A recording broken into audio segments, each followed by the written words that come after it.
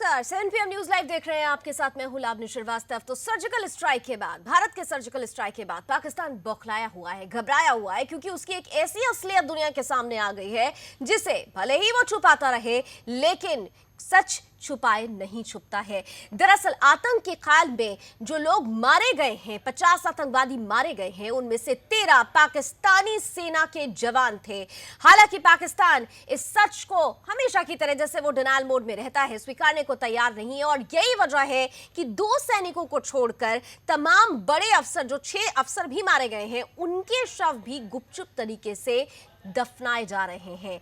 आखिर इस तमाम चीज का मतलब क्या है? पाकिस्तान जिस तरीके से अपने आप को दुनिया के सामने छुपाने की कोशिश कर रहा है, लेकिन दुनिया इस सच को समझ चुकी है। आज हम ये समझने की कोशिश करेंगे कि एक और पाकिस्तान है जो अपने सेना को वो सम्मान नहीं देता है, जैसा करगिल युद्ध में उन्होंने अपने मारे गए फौजियों के शवों को लेने से भी मना कर दिया था। अपनी सैनिकों को, अपनी सेना को सम्मान नहीं देता है। वहीं भारत है जो अपनी सेना पर मर मिटने के लिए, उन पर गर्व करने के लिए हमेशा तैयार रहता है। कुछ ही पलों में मेरे साथ कुछ खास मेहमान भी जुड़ेंगे, लेकिन उससे पहले शुरुआत में इस रिपोर्ट को देखिए और समझिए कि आखिर हम क्यों कह रहे हैं कि पाकिस्तान की सच्चाई ये है कि आतंकियों की खाल में वहां पर पाकिस्तानी सेना ही राज करती है।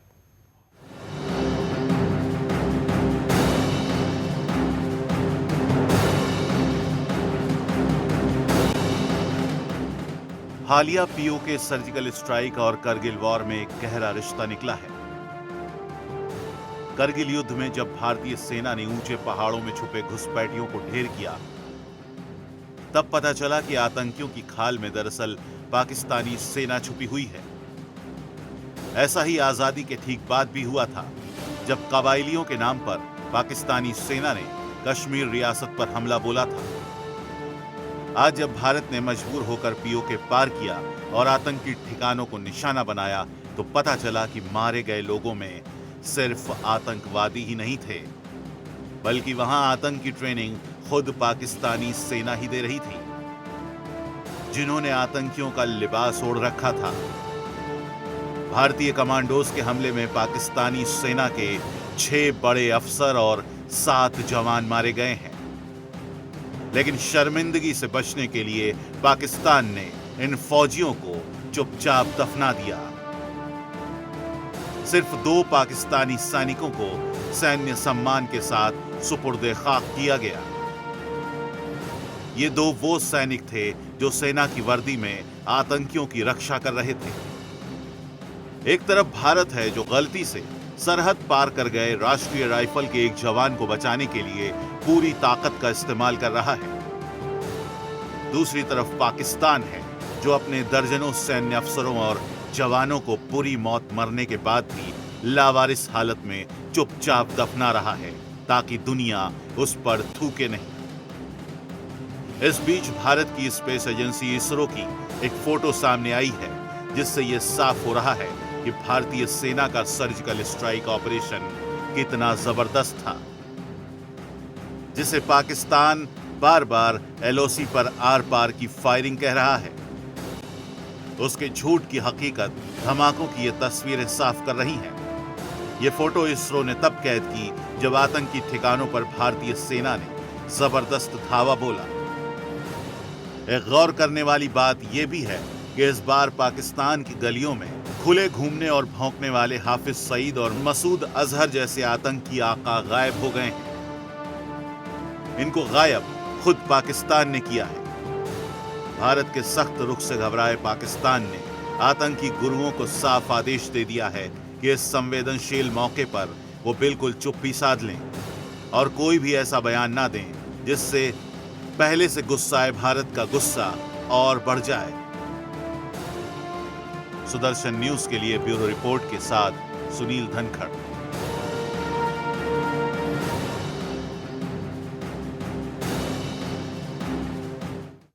तो दरअसल दरअसल पाकिस्तान के साथ जो हालत है इस वक्त ना उगलते बन रहा है ना निगलते बन रहा है। सच्चाई को छिपाने की कोशिश हो रही है, लेकिन सच तो ये है कि पाकिस्तान में सीधे तौर पर आतंकियों के संरक्षण में, आतंकी खाल में पाकिस्तानी सेना के फौजी ही थे, जिसे भारतीय सैनिकों ने मुंहतोड़ जवाब देते हुए उन्हें उनके रास्ते, उनके अंजाम तक पहुंचा दिया है। हमारे साथ इस वक्त 3 खास मेहमान जुड़ रहे हैं। मैं बिना समय गवाए उनका स्वागत करना चाहूंगी। मेरे साथ इस वक्त स्टूडियो में मौजूद हैं जाने माने foreign affairs expert Mahmood Alam साहब, बहुत बहुत स्वागत है सर आपका। साथ ही साथ जाने माने defence expert retired brigadier RP Singh साहब भी हमारे साथ जुड़ रहे हैं। सिंह साहब आपका भी स्वागत, और हमारे सुदर्शन न्यूज़ के इनपुट एडिटर के दुबे भी हमारे इस पैनल का हिस्सा है। के आपका भी स्वागत। मैं सबसे पहले बहुत शॉर्ट कमेंट चाहूँगी, first initially comment Mahmood Alam साहब आपसे, कि ये जो पाकिस्तान का सच है वो ये एक ऐसा सच है जो पाकिस्तान के लिए इस वक्त कहना चाहिए गले की फांस बन गया है। हकीकत यही है कि वहाँ पर कहने को आतंकी होते हैं, लेकिन उनके असल आतंकवादी जो होते हैं वो उनकी सेना ही होती है। देखिए लावनी, ये कोई नई बात नहीं है। आप आज़ादी के बाद देखें, जब कबाइलियों के उसमें जब अटैक किया था उन्होंने कश्मीर के ऊपर, तो उसमें पाकिस्तान आर्मी ही थी। उसके बाद आपने कारगिल में देखा तो उसमें भी था। और बड़े अफसोस की बात यह है कि कारगिल की लड़ाई में जो उनके जवान थे उन्होंने लाशें लेने से भी मना कर दिया था, और इंडिया के लोगों ने फिर उनको दफनाया था। इसी तरीके से जो आपने ये बात बताई है कि जो उसमें परसों रात में जो इंडिया ने सर्जिकल ऑपरेशन किया है उसमें 13 पाकिस्तान के फौजी मारे गए हैं, जिसमें उनके कुछ अफसर और कुछ जवान थे। तो वो इस वजह से डिनाइल कर रहे हैं कि टेररिस्ट कैंप पे अटैक हो रहा है। इंडिया ने बिल्कुल क्लियर किया है कोई मिलिट्री ऑपरेशन नहीं है, टेररिस्ट लोगों के ख़िलाफ़ हमारा ऑपरेशन था। हाँ। और उससे अगर वो इस बात को एडमिट करते हैं तो वो क्या दर्शाएगा कि पाकिस्तानी आर्मी जो है कहीं ना कहीं जो है टेररिस्ट को संरक्षण दे रही है। उसके अलावा ये कोई नई बात नहीं है। आईएसआई ने हमेशा जो है टेररिस्ट को यूज़ किया है, और आपको मालूम है अच्छे तरीके से जनरल परवेज़ मुशर्रफ ने खुद बोला था कि बैड टेररिस्ट गुड टेररिस्ट। तो ये उनकी एक पॉलिसी रही है, वो हमेशा टेररिस्ट को यूज़ करते रहे, तो इसमें कोई अचंभे की बात नहीं है। ठीक है, आरपी सिंह साहब मैं आपके पास आती हूँ। आप रिटायर्ड ब्रिगेडियर हैं, सेना से हैं। हमारे देश में सेना को और सैनिकों को जो सम्मान दिया जाता है वो दुनिया जानती है, आप सब सर्वोपरि होते हैं हमारे लिए। लेकिन पाकिस्तान की सरजमी पर कहने को पाकिस्तानी सेना होती है, लेकिन उनको जो सम्मान दिया जाना चाहिए, किस तरीके का सम्मान दिया जाता है? करगिल में शहीद हुए फौजियों की बॉडीज लेने तक के लिए मना कर दिया था, और अब देखिए हालत यह है कि गुपचुप तरीके से अपने अफसरों को भी सुपुर्द खाक कर रहे हैं। देखिए, ऐसा है लवनी जी कि इस प्रकार की जो घटनाएं हैं ये पहली नई बात नहीं है। 1971 में उनके काफी जवान शहीद हुए थे, मरे थे, तो भारतीय सेना ने मारा। उनको अपनी जान बचाने के लिए भागे, जो डेड बॉडी को लेने से इनकार कर दिया उन्होंने। और उसके बाद भारत ने उनको बड़े सम्मान के साथ, जैसा कि सोल्जर को करना चाहिए, हमने उनका दफन किया था। 71 वॉर में पूरे 9 महीने शामिल रहा हूँ, डिफरेंट आस्पेक्ट देखे हैं। इतनी कायरता की पाकिस्तान आर्मी में है, इतनी मैंने कोई सोल्जर में नहीं देखी। वो जो उनको जवानों को इस तरह इस्तेमाल करते हैं जैसे कि बिल्कुल कोई वो सेकंड क्लास सिटीजन हो। अफसर और जवान में इतना फर्क है कि अफसर को जो है अपने आप को खुदा के मुताबिक समझता है। अफसर को जवान मिलने का ऐसा नहीं जैसे भारतीय सेना में जवान कभी जाके मिल सकता, अफसर को इंटरव्यू ले सकता है, कभी शाम के टाइम वॉक के लिए अफसर जा रहे हैं, जा मिल सकता है, ऐसा नहीं हो। वहाँ पे अफसर वहाँ पे पोस्टों पे आते हैं, कभी कभी एक जैसे कोई इंस्पेक्टिंग ऑफिसर आता है, इस प्रकार से आते हैं। तो इस प्रकार से उनके लिए कोई नई बात नहीं है। हमें तो मालूम है, आपकी तो यंगर जनरेशन है, आपके लिए चंपा, मेरे लिए तो कोई चंपा नहीं। मैंने देखा हुआ 71 वॉर में। बिल्कुल। अब के मैं अब आपके पास आती हूँ, क्योंकि ये एक सच तो सामने आ गया है कि आतंकियों के खाल में वहाँ पर फौजी मौजूद थे, पाकिस्तानी सेना के लोग, पाकिस्तानी सैनिक मौजूद थे, और भारतीय सेना ने उनके ऊपर भी जिस तरीके से उनको उनके अंजाम तक पहुँचाया है वो क्लियर हो चुका है। अब सबसे बड़ा जो खतरा मंडरा रहा है, पाकिस्तान इस वक्त ऐसी स्थिति में है कि वो उगल नहीं रहा है, निगल नहीं रहा है, लेकिन बदले की जो भावना है अंदर ही अंदर, वो जो आग है वो सुलग रही होगी। ऐसे में भारत सरकार की तरफ से जो तैयारियां हैं वो किस हद तक पहुंची? आप मेरे से पूछ रहे हैं लवनी जी? देखिए, सबसे पहले तो भारत सरकार ने जितने भी पाक से सीमा से लगे इलाका है, उन पे जो लोग वहाँ रहते थे, उन सबको वो जगह खाली करने को कह दिया है। कम से कम 5 से 7 किलोमीटर का जो इलाका है, वो खाली करा दिया गया है। सेना को और चौकस कर दिया गया है, बॉर्डर सिक्योरिटी फोर्स को और ज़्यादा सजग रहने को। इसके अलावा जितने भी बड़े शहर हैं देश के, उन सब की राजधानियों को, उन प्रदेशों की राजधानियों को, उनके उसके अलावा जो बड़े शहर हैं उनमें सुरक्षा व्यवस्था जो बहुत चाक चौबंद कर दी गई है।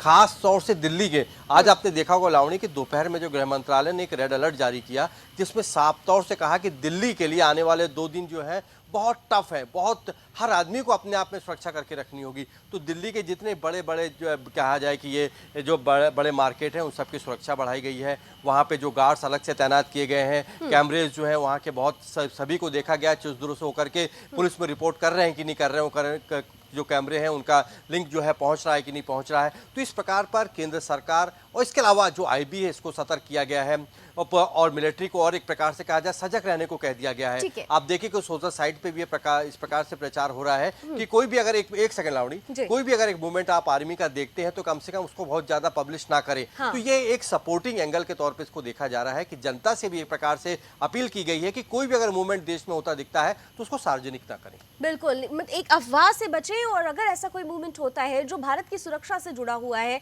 उसे बहुत ज़्यादा पब्लिकली ना करें, पब्लिक नहीं करें। ये सबसे बड़ी सलाह है जनता के लिए भी।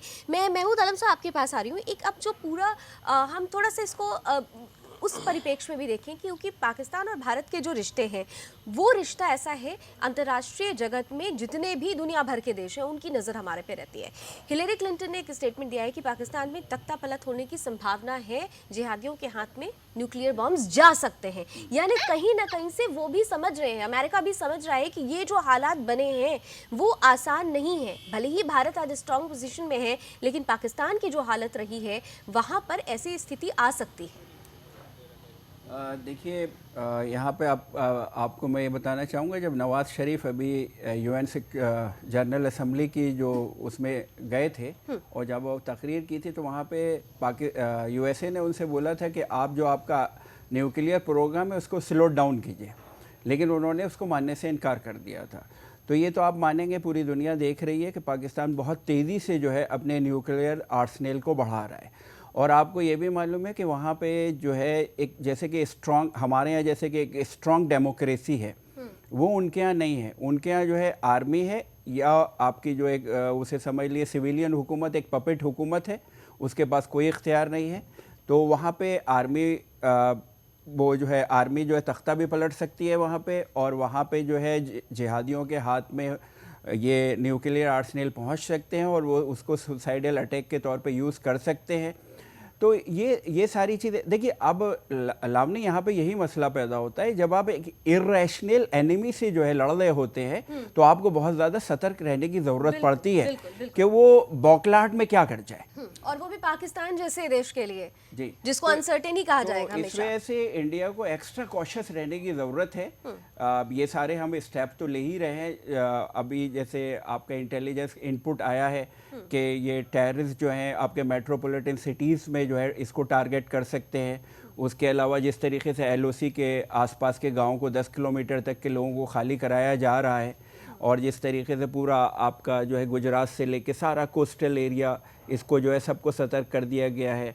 और बीएसएफ और उधर जो कश्मीर में जो फौज जो पुलिस है, उन सब की जो है आपकी जो है छुट्टियां रद्द कर दी गई हैं। बिल्कुल, यानी अपनी तरफ से पूरी तैयारियां कर ली गई हैं, क्योंकि पाकिस्तान की जो स्थिति रही है, पाकिस्तान की जो सोच रही है, उस सोच को भारत अब समझने लगा है। और इतनी बड़ी चोट मिलने के बाद पाकिस्तान चुप तो नहीं बैठेगा, ये भी भारत अंदाज़ा लगा चुका है। मैं आरपी साहब के पास जाना चाहूँगी। सिंह साहब, यहाँ पर एक बहुत ख़ास बात, जैसे कि मैंने महबूब साहब से भी ये सवाल किया था कि अगर तख्ता पलट की बात है तो इसमें सबसे बड़ा जो मसला है, राहिल शरीफ 1.5 महीने बाकी है, 1.5 महीने के बाद वो रिटायर होने वाले हैं। राहिल शरीफ के लिए भी उनकी इमेज को एक तरीके से बचाने की का सवाल है, उनकी इमेज को, चाहे वो वहाँ के स्टेट एक्टर्स हों, वहाँ की जनता, उनके बीच में अपनी इमेज को पूरी तरीके से चमकाने की जरूरत है। ऐसे में राहिल शरीफ चुप नहीं बैठेंगे।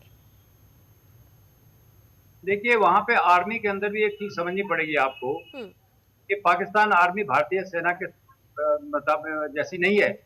वहाँ पे क्या होता है कि वहाँ पे गुट्स बने हुए हैं, जैसे आईएसआई है, बहुत पावरफुल एक ऑर्गेनाइजेशन बनी हुई है।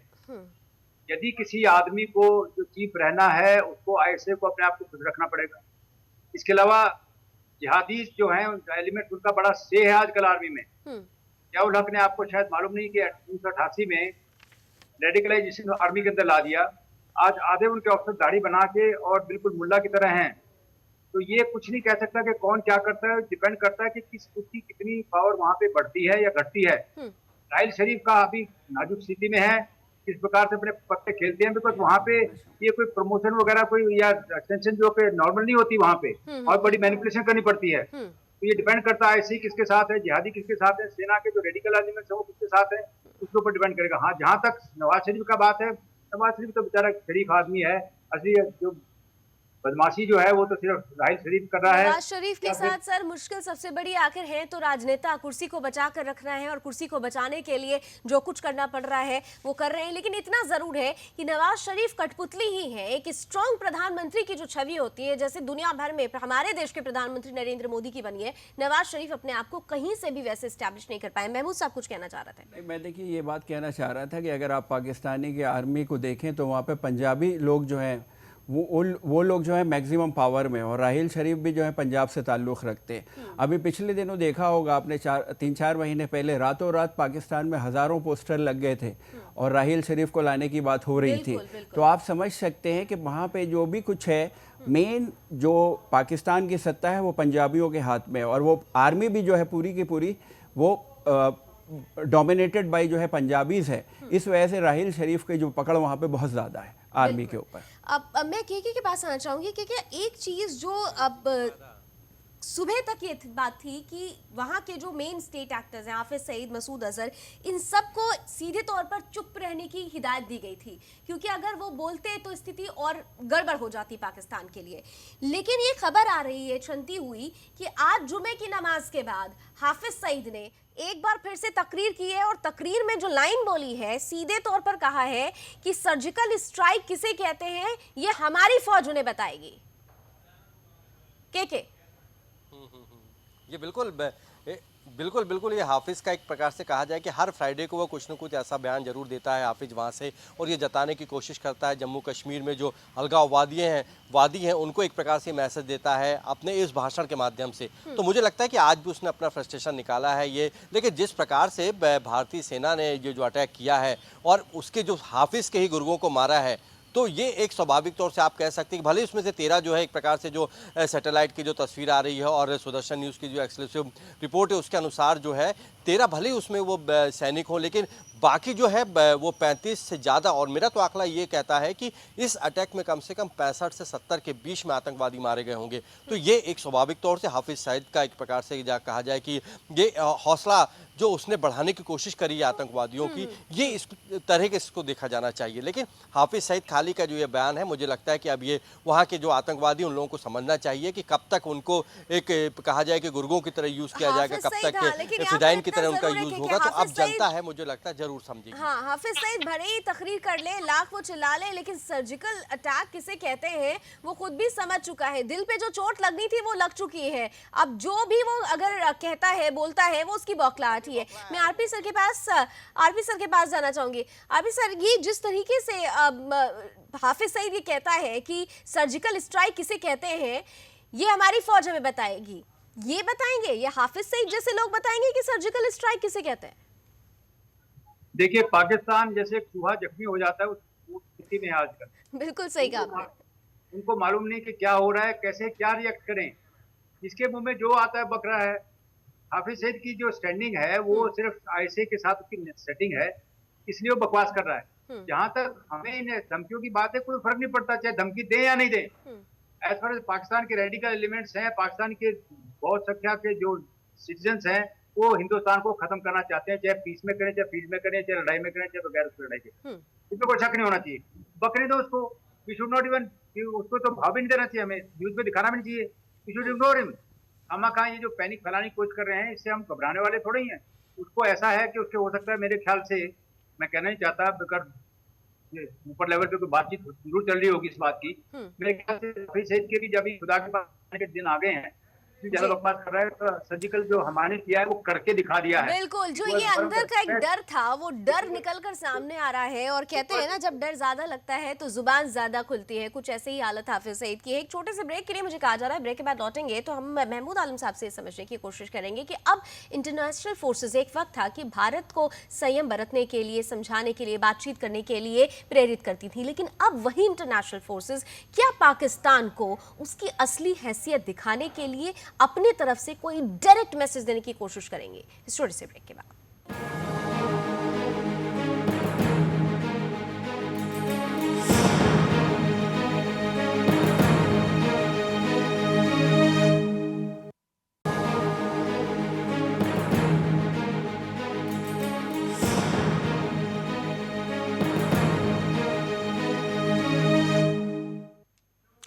तो सीधे तौर पर आज हम बात कर रहे हैं पाकिस्तान के उस हकीकत की जिसे दुनिया जानती है, समझती है, लेकिन फिर भी पाकिस्तान उसे ओढ़ने और छिपाने की कोशिश करता रहता है। पाक में सीधे तौर पर आतंकियों को अगर कोई संरक्षण देता है तो वो पाक की सेना है। और इस सर्जिकल स्ट्राइक में 50 आतंकवादियों में से 13 पाकिस्तानी सैनिक थे, जिन्हें हमारे देश की सेना ने, हमारे स्पेशल कमांडोज ने उनके अंजाम तक पहुंचा दिया है। इस सर्जिकल स्ट्राइक के बाद से तमाम तरीके से पॉलिटिकल जो गलियारे हैं वहां से भी कई स्टेटमेंट्स आ रहे हैं, कई प्रतिक्रियाएं वहां से भी आ रही हैं। उन पर भी एक रुख कर लेते हैं। टेररिस्टों को खत्म करने के लिए भारतीय सेना ने जो काम की है वो बधाई के पात्र है। उनको हम कंग्रेचुलेट करते हैं और सारा देश उनके पीछे है। और देश के हित में कोई भी ऐसी हरकतें, चाहे पाकिस्तान का हो चाहे और कोई देश का हो, कि ऐसे टेररिस्ट को बढ़ावा देने वाले विषय में सारा देश उस चीज को कंडम करती है। और हमारी पूरी सपोर्ट गवर्नमेंट को इस चीज में रहेगी और हमारे सैनिकों को भी हम हिम्मत देंगे। देखिए, फ्रस्ट्रेशन में वो लोग हैं और हमारी तो स्ट्राइक एक एंटी टेरर स्ट्राइक थी हमारी जो फौज ने किया है, क्योंकि वो आतंकवादी पूरी तरह से यहाँ पर हमारे तमाम शहरों में आकर यहाँ तबाही करना चाहते थे। हमारे पास पुख्ता जानकारी थी। सुसाइड बॉम्बर थे वो। एक लॉन्चिंग पैड पर हमारे जांबाज सिपाहियों ने वहाँ उनको हमला करके नष्ट किया है। और वो फ्रस्ट्रेशन में अपने ध्यान बांटने के लिए लोगों का, वो हमारे जो बेगुनाह लोग हैं, जो सिविलियंस हैं, वहाँ वो बमबारी करते हैं। इसलिए पहले से ही तैयारी के तहत हमने वहाँ से, सरकार ने और हमारी फोर्स ने फैसला लिया है कि उनको हम थोड़ा पीछे रखें। ये आत्मरक्षण का शौर्यपूर्वक और एक सफल ऑपरेशन था। एंटी टेररिस्ट ऑपरेशन था। आतंकवाद के खिलाफ ये ऑपरेशन था। हम अपने वीर जवानों का अभिनंदन करते हैं। मोदी जी ने पहले ही कहा था कि जो हुआ उड़ी में वो अदंडित नहीं जाएगा। और हम मानते हैं कि जिनको भी आतंकवाद के खिलाफ लड़ना है, सबको एकजुट होकर आतंकवाद के खिलाफ लड़ना चाहिए। पाकिस्तान क्या कह रहा है या अलग अलग स्वरों में वहां से बयान आ रहे हैं, ये तो पाकिस्तान को देखना है। महत्वपूर्ण बात यह है कि 2004 में ही जनवरी में जो लाहौर डिक्लेरेशन हुआ था, उसमें पाकिस्तान ने कहा था कि वो अपने ज़मीन को या उनके कब्ज़े में जो ज़मीन है वहाँ पर आतंकवाद को भारत के खिलाफ होने नहीं देगा। तो यदि आतंकवादी आ रहे हैं भारत में और भारतीय सेना के वीर जवान उन आतंकवादियों के खिलाफ ऑपरेशन करते हैं, तो पाकिस्तान को इसमें सहयोग देना चाहिए। हाँ, पाकिस्तान को सहयोग तो देना चाहिए, लेकिन पाकिस्तान सहयोग देगा क्यों? क्योंकि पाकिस्तान का अस्तित्व बरकरार रखने वाले तो उसके यही स्टेट एक्टर्स हैं। बहरहाल, महमूद आलम साहब के पास में आना चाहूंगी। ब्रेक से पहले सर मैंने एक सवाल रखा था कि इंटरनेशनल फोर्सेस जो हमेशा से भारत को संयम बरतने की हिदायत देती थी, लेकिन आज की डेट में वो खुद समझ रही है कि टेररिज्म की अगर कहीं से रूट निकलती है, वो route point, last point Pakistan से होता है। ऐसे में अब पाकिस्तान के लिए कोई स्ट्रेट मैसेज? देखिए, अगर आप आज इंटरनेशनल जो भी टेररिस्ट एक्टिविटी हो रही है उसमें कहीं ना कहीं पाकिस्तान का हाथ नज़र आ रहा है। तो देखिए, आज परिस्थितियां ऐसी हैं कि उससे पहले ऐसी परिस्थितियां नहीं थी। अगर हम कोई भी बात करते थे कि टेररिज्म को ख़त्म करने के लिए, तो हमसे वर्ल्ड पावर बोलती थी कि आप संयम कीजिए, बातचीत से काम चलाइए। आज हालात ऐसे खुद वर्ल्ड में हो रहे हैं कि देखिए, चारों तरफ आप यूएसए में देख लीजिए, फ्रांस में देख लीजिए, बेल्जियम में देख लीजिए, टर्की में देख लीजिए, तो आज जो है वर्ल्ड जो है खुद ब खुद टेररिज्म को फेस कर रही है। तो जब हमने सर्जिकल स्ट्राइक किया तो उसकी वजह यही थी कि जो वर्ल्ड में एक ऐसी इन्वायरमेंट थी कि हम सर्जिकल स्ट्राइक कर सके। आई स्टिल रिमेंबर कि जॉर्ज फर्नांडिस साहब जो थे, और सिंह साहब इस बात को अच्छे तरीके से बताएंगे कि जब वो रक्षा मंत्री थे तो हमने पूरी फ़ौजें जो थी अपनी पंजाब में और कश्मीर में मोबिलाइज़ की थी, एंड वी वर हैविंग, बिल्कुल हमारे पास कॉन्क्रीट प्रूफ थे कि मुजफ्फराबाद में जो है टेररिस्ट कैंप चल रहे हैं, लेकिन we have not find a single missile उनके ऊपर, क्योंकि उस वक्त जो इंटरनेशनल एनवायरनमेंट थी वो अनुकूल नहीं थी हमारे लिए। आज इंटरनेशनल लोग समझ रहे हैं, इंडिया का पेन समझ रहे हैं कि हाँ, India is the victim of terrorism. इसी वजह से आप ये देख रहे हैं कि कोई रिएक्शन नहीं है, रादर हमको एक पैसिव सपोर्ट है एक तरीके से। बिल्कुल आरपी सर, अब स्थिति इसलिए है जैसे कि महमूद साहब कह रहे हैं कि अब इंटरनेशनली दुनिया भर के जो देश हैं, कहते हैं ना, जब अपने पर आती है तो ज़्यादा समझ में आता है, जब खुद काटा चुभता है तो समझ में आता है, और कुछ ऐसे ही हालात हो गए हैं। आप चाहे यूरोपियन कंट्रीज़ की बात कर लीजिए, आप यूएस पहुंच जाइए, तमाम जगहों पर टेररिस्ट अटैक हो रहे हैं और कहीं ना कहीं से उनका रूट पॉइंट पाकिस्तान निकल रहा है, और यही वजह है कि आज दुनिया भर के देश भारत के साथ खड़े हैं। देखिए लवनी जी, ऐसा है कि इसमें एक वर्ल्ड ओपिनियन बनाने के लिए बहुत डिप्लोमेटिक एफर्ट्स बनाने पड़ते हैं। 71 में भारत की स्थिति आज से 10% भी नहीं थी, इकोनॉमिकली वीक थे, सेना भी इतनी स्ट्रांग नहीं थी जितनी आज है, और बहुत सी समस्याएं थी उस टाइम पे। किंतु 9 महीने के अंदर मार्च 1971 से लेके 1971 के दिसंबर तक इतनी वर्ल्ड ओपिनियन बना ली थी, स्वाय अमेरिका और चाइना को छोड़कर पाकिस्तान को कोई सपोर्ट नहीं कर रहा था। मुस्लिम कंट्रीज में भी बड़ा विरोध होने लगा था, क्योंकि पेपरों में चारों तरफ से हमारा प्रोपेगेंडा चला। इसी प्रकार से एनवायरमेंट पहली बार बनाई गई है, 1971 के बाद मोदी साहब ने बनाई है। इससे पहले कभी नहीं बनाई हमने।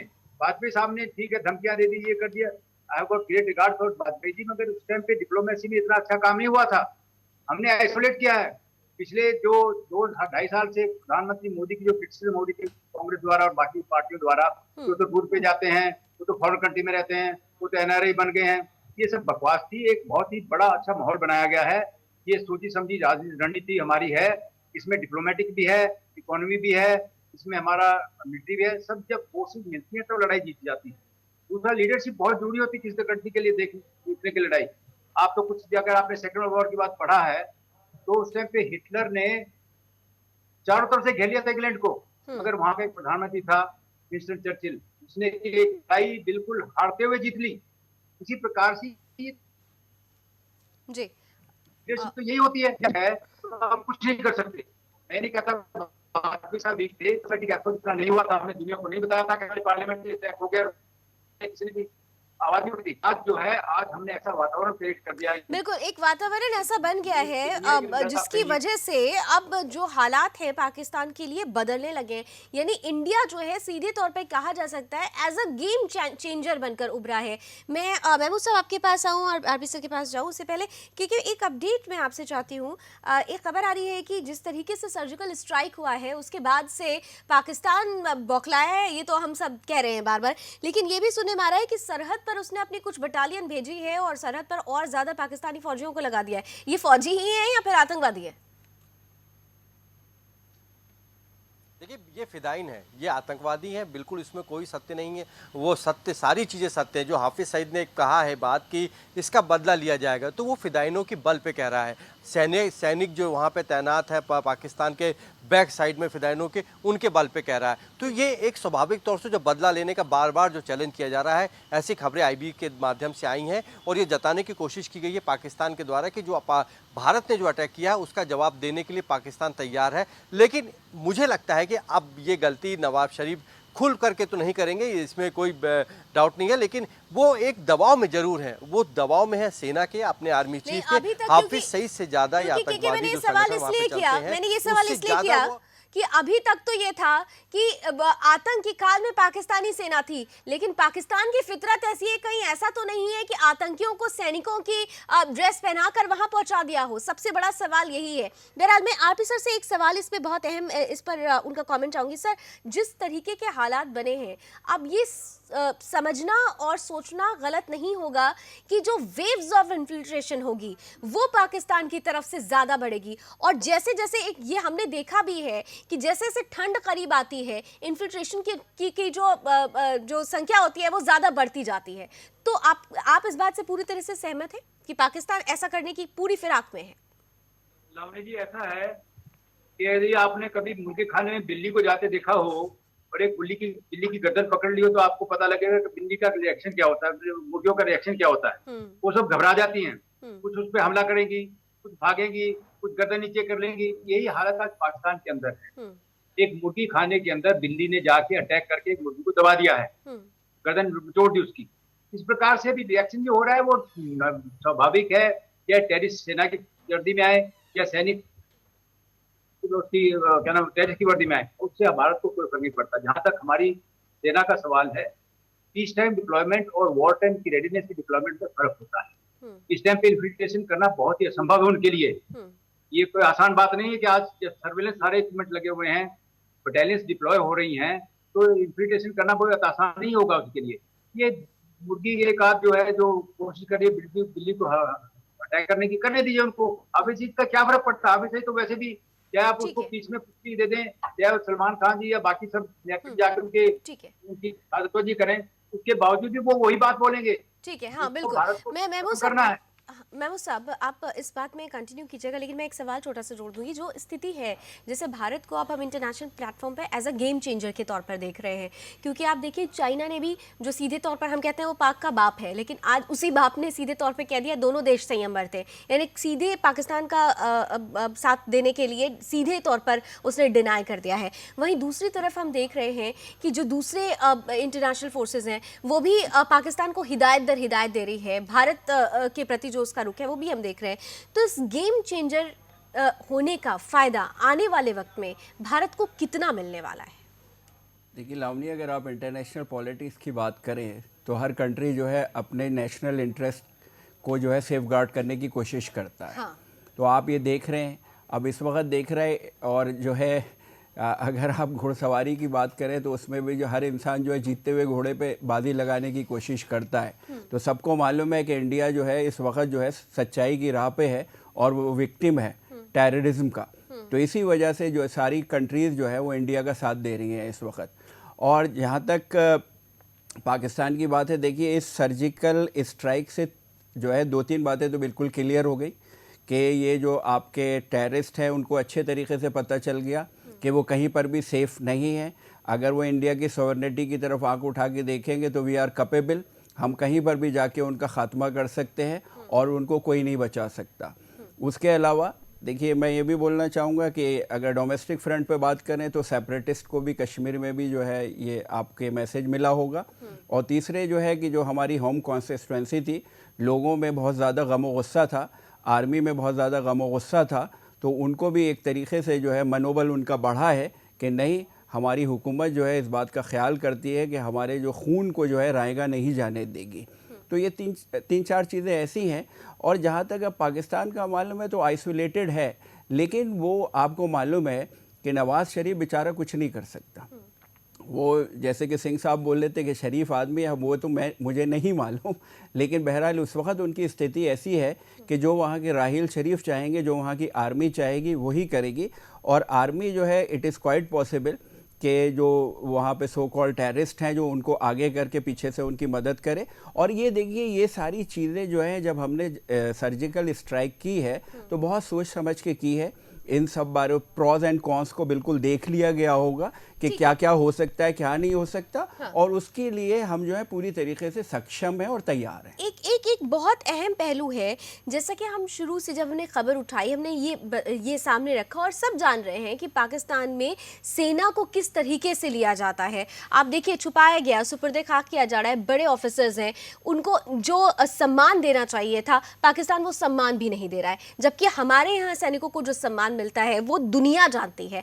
मैं आरपी सर आपसे ये जानना चाहूंगी, ये समझना चाहूंगी, क्या भारत को, जहां भारत दो तरीके से पाकिस्तान को घेरने की कोशिश कर रहा है, डिप्लोमेटिक तरीके से भी हम घेर रहे हैं, अलग थलग कर रहे हैं, सर्जिकल वॉर करके हमने उसको उसकी हैसियत याद दिला ही दी है, क्या ऐसा भी कहीं ना कहीं से इंटरनेशनल प्लेटफॉर्म पर भारत को ये बात भी रखना चाहिए ताकि पाकिस्तान की जो सेना है, जो फौजी हैं, उनको ये समझ में आए कि उनको उन्हीं की धरती पर किस तरीके से एज अ टूल यूज किया जाता है, और जब उनका काम खत्म हो जाता है तो किस तरीके से दूध की मक्खी की तरह निकाल भी दिया जाता है, उनको वो सम्मान नहीं मिलता।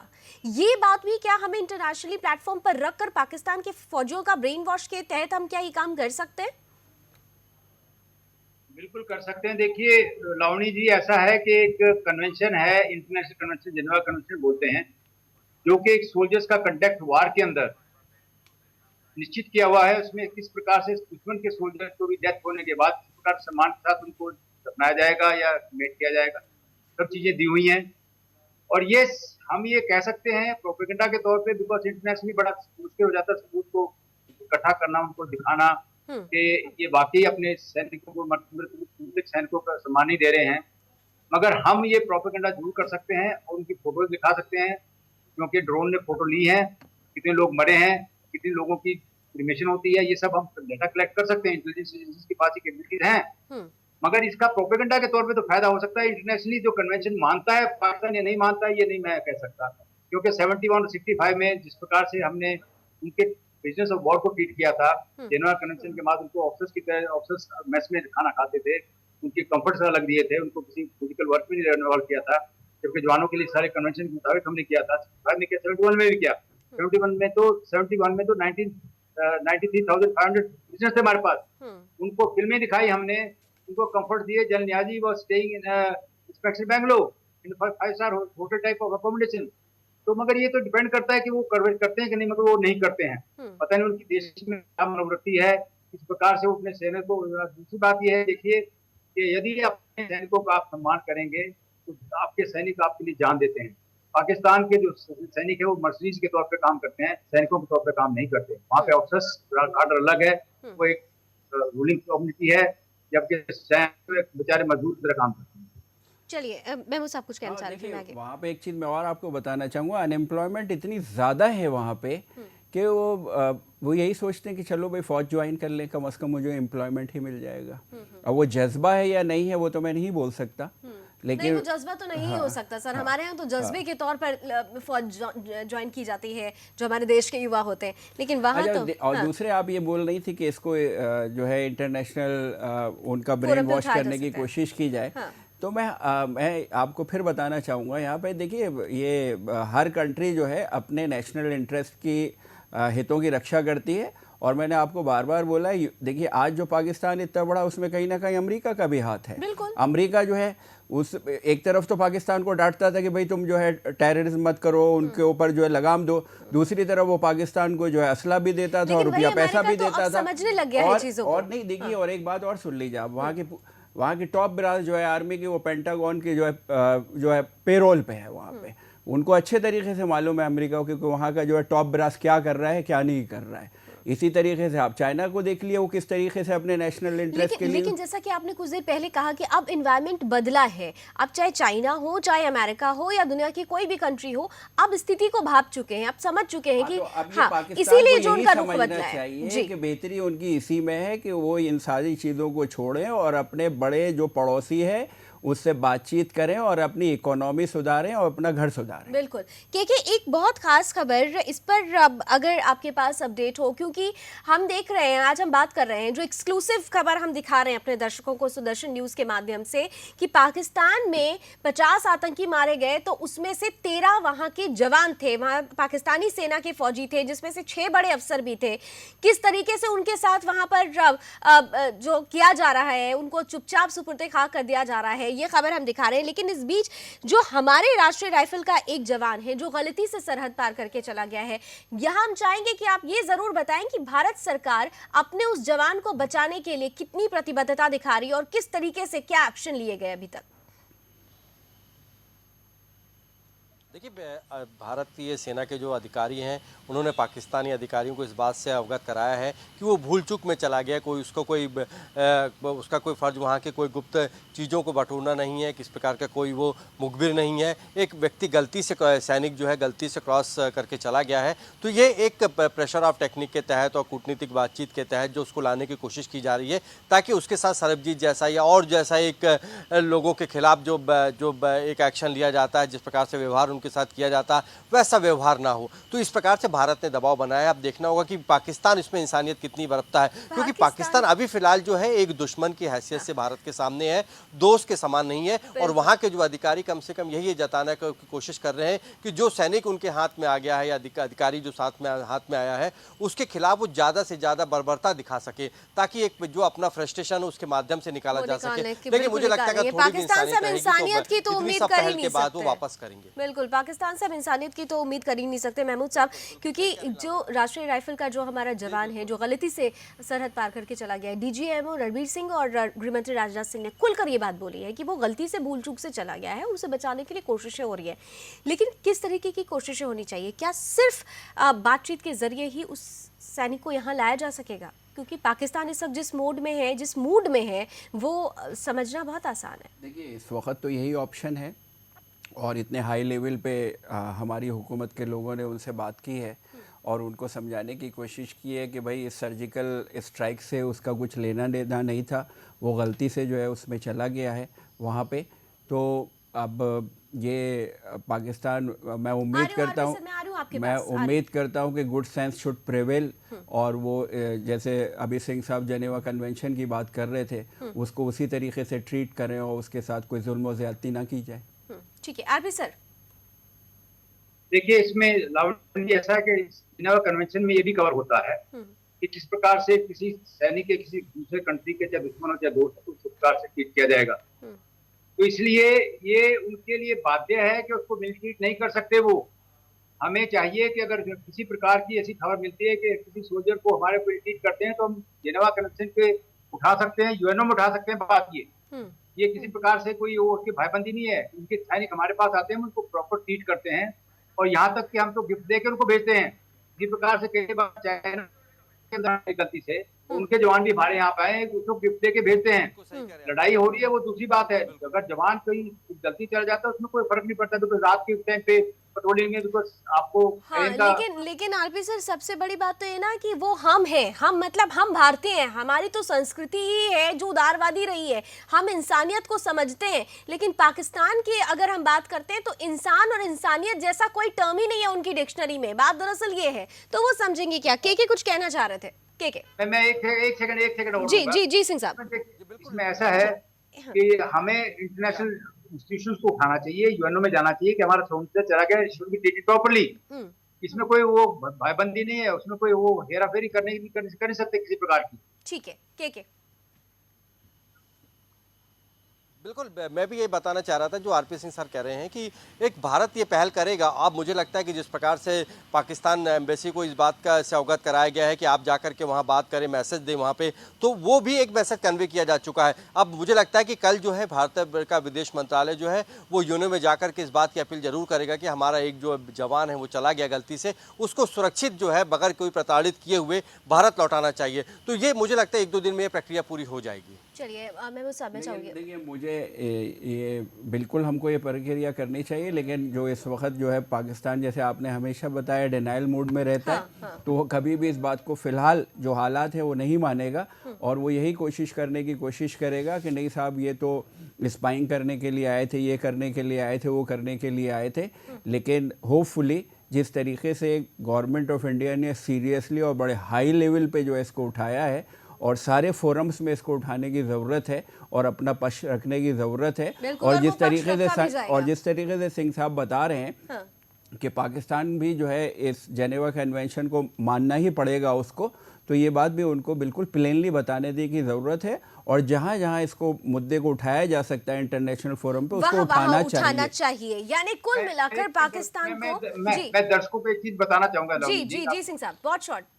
देखिए, ऐसा है कि वो जवान यूनिफॉर्म में है, हथियार के साथ है, स्पाइंग में किसी में उसको फंसा नहीं सकते हैं। बिल्कुल क्लियर है, चाहे किसी भी मैसेज से गया, वो चाहे वहां पे मारने के लिए गया हो, पकड़ा गया है तो उसको पीओडब्ल्यू के तरीके से ही ट्रीट करना पड़ेगा। There is no other way. ठीक है, यानी कुल मिलाकर भारत को अपना पक्ष मजबूती के साथ रखना चाहिए और भारत ऐसा कर भी रहा है। और यही वजह है कि पाकिस्तान एक के बाद एक बौखलाहट में जो कदम उठा रहा है वो अपने लिए खुद का गड्ढा खोद रहा है। समझ सकता है, जल्दी तो समझ जाए, नहीं तो आने वाले वक्त में पाकिस्तान दुनिया के मैप में होगा या नहीं होगा, इसको लेकर भी अब संशय और आशंकाओं और संभावनाओं की जो डिबेट है, जो बहस है, वो भी शुरू हो चुकी है। बहुत बहुत शुक्रिया आप तीनों मेहमानों का मेरे साथ जुड़ने के लिए, बहुत महत्वपूर्ण पहलू हमारे बीच रखने के लिए। इस बुलेटिन में भी बस इतना ही। देश दुनिया की तमाम खबरों के लिए आप देखते रहिए सुदर्शन न्यूज। जय हिंद।